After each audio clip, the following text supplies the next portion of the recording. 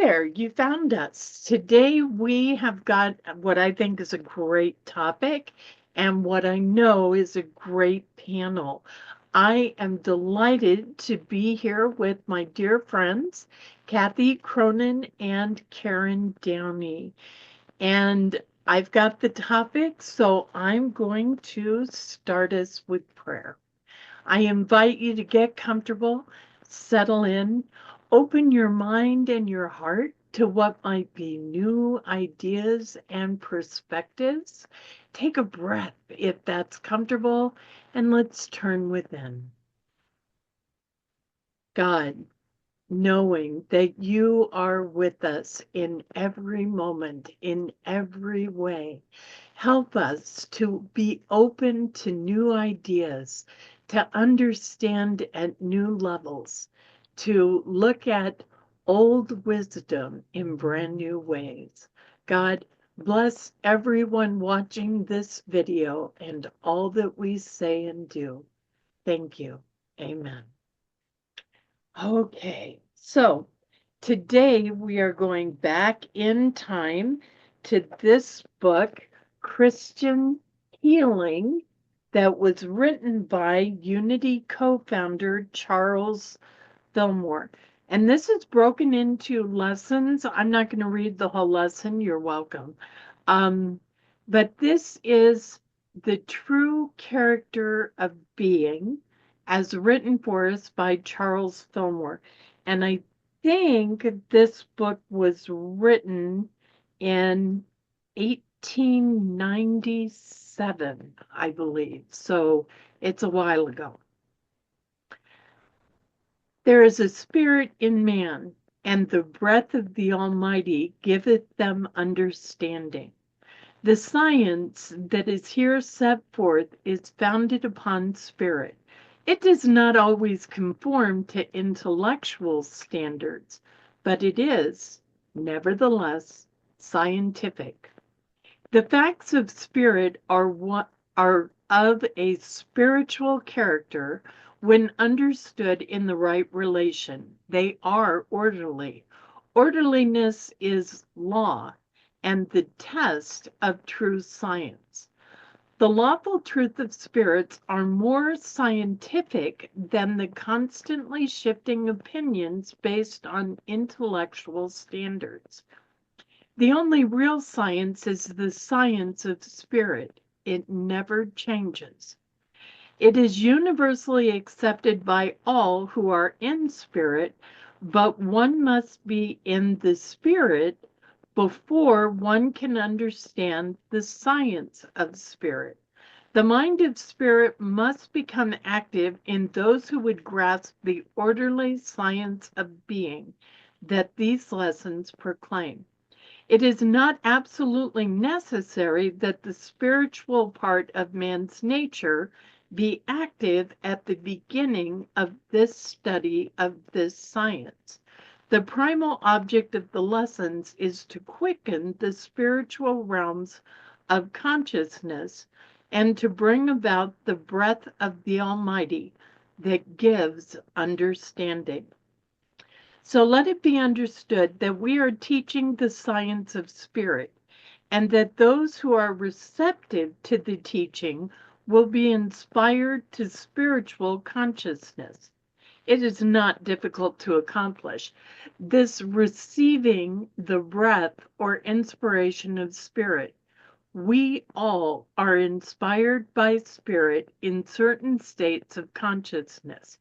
Understanding the laws governing the realm of spirit will make it possible to attain this consciousness and to receive this inspiration whenever requirements are met.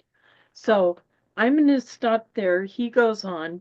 And if you are a fan of Charles Fillmore, you know he was always saying that spirit will, or science will prove God. And we're kind of watching this happen in our time right now with the quantum physics.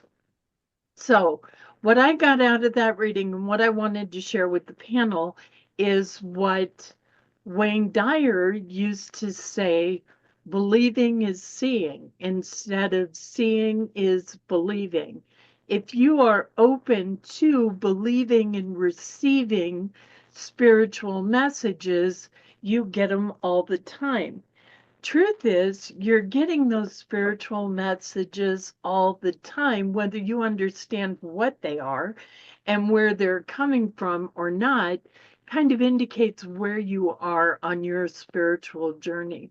Charles Fillmore also teaches that often God speaks to us or the divine works through us through ideas.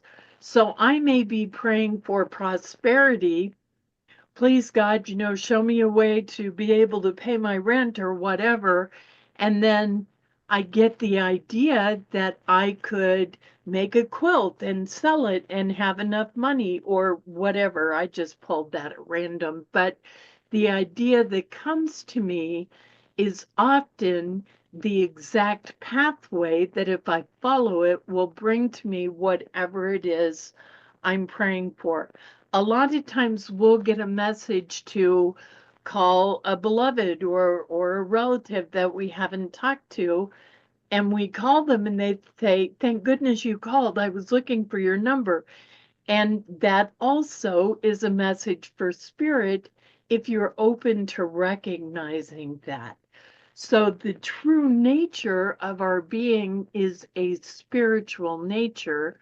Charles Fillmore also teaches that we are not physical beings having a spiritual experience. We are, in fact, spiritual beings having a physical experience. We're both here physically, but the perspective really changes what we're going through. So there's my topic. I can't wait to hear what you ladies have to say.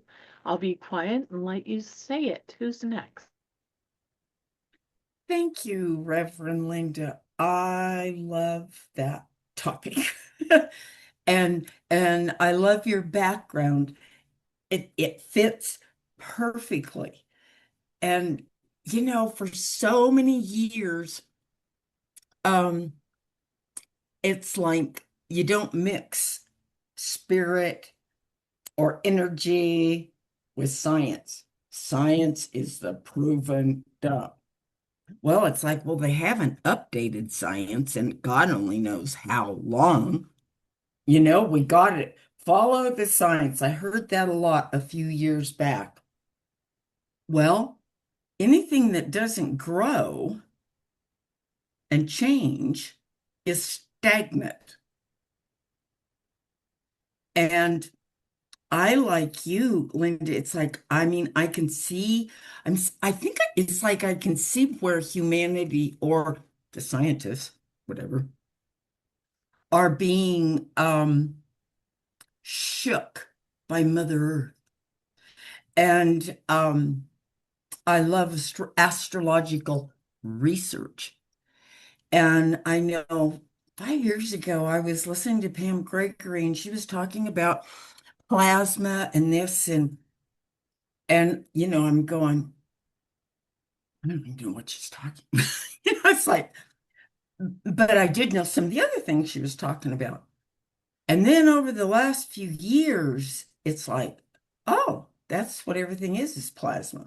And now the sun is doing all of these things, and we've got solar flares, and we've got eruptions all over.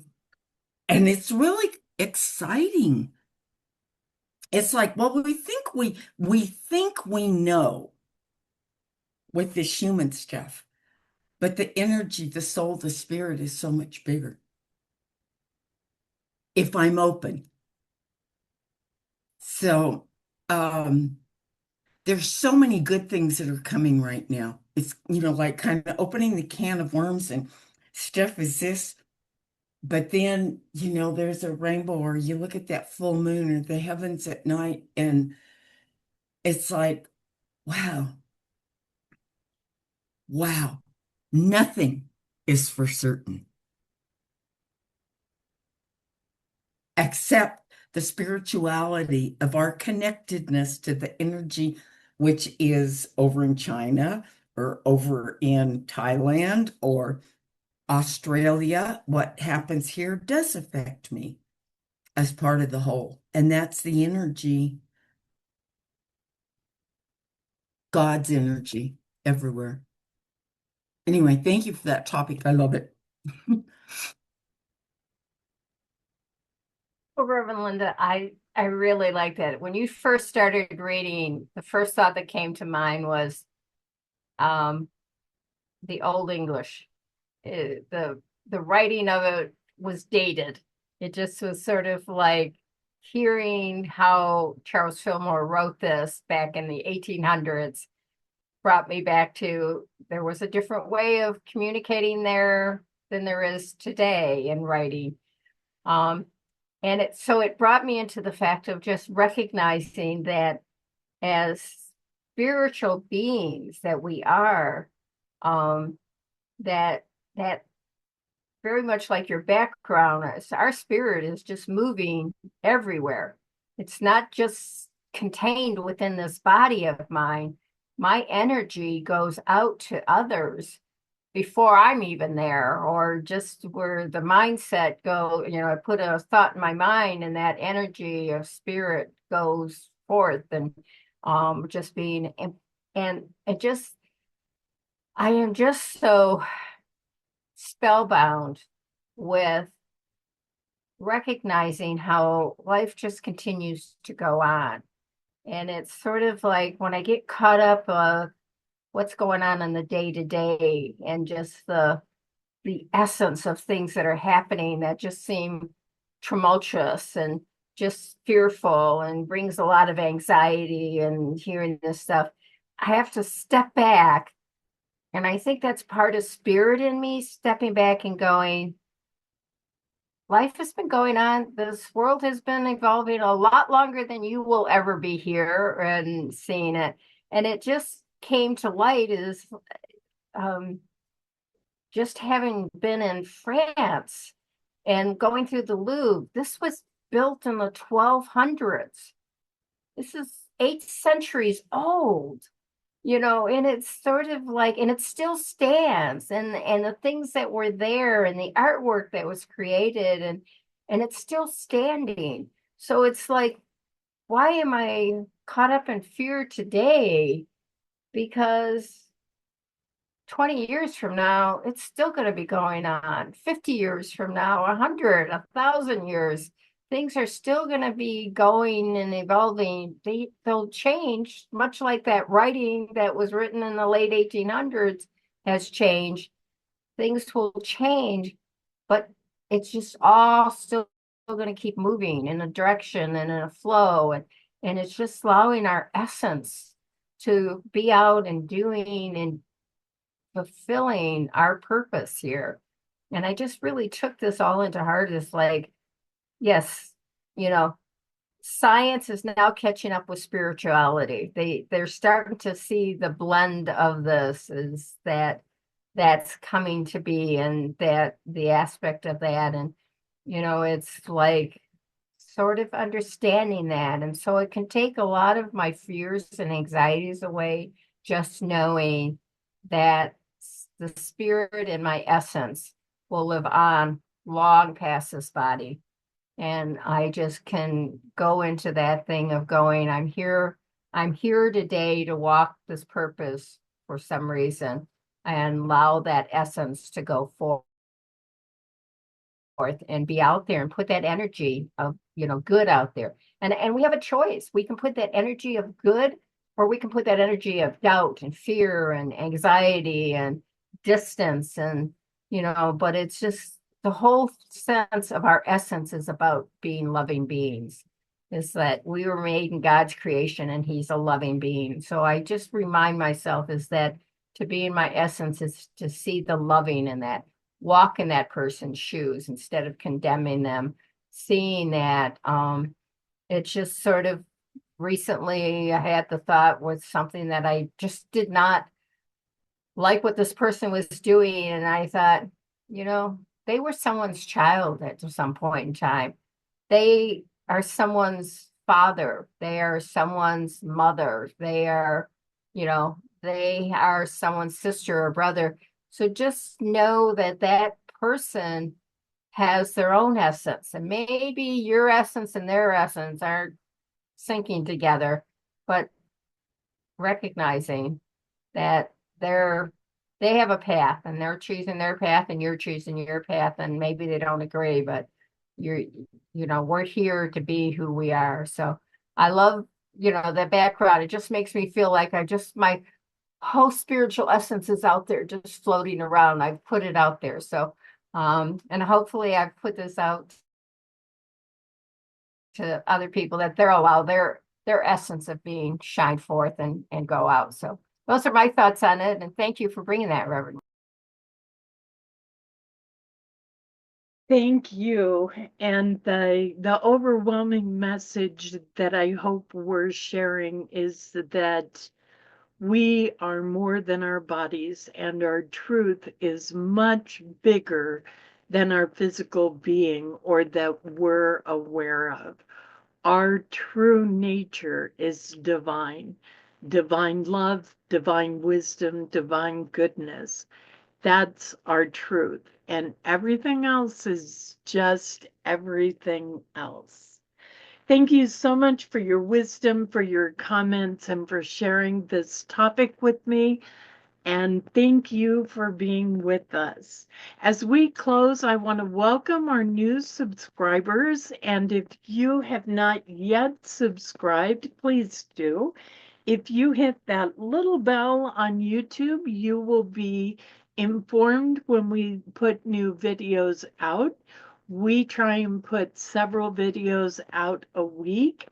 And if you want to share your topic or bring your presence into our panel, we are always welcoming new members, whether it's just for one or for many of our tapings. We are grateful to have you, and we are looking forward to knowing you. And thank you for connecting with us. Namaste. Thank you for joining us, and let's stay connected and grow in spirit. We are on Facebook. Search for Unity Church of El Cajon and follow us and like our posts.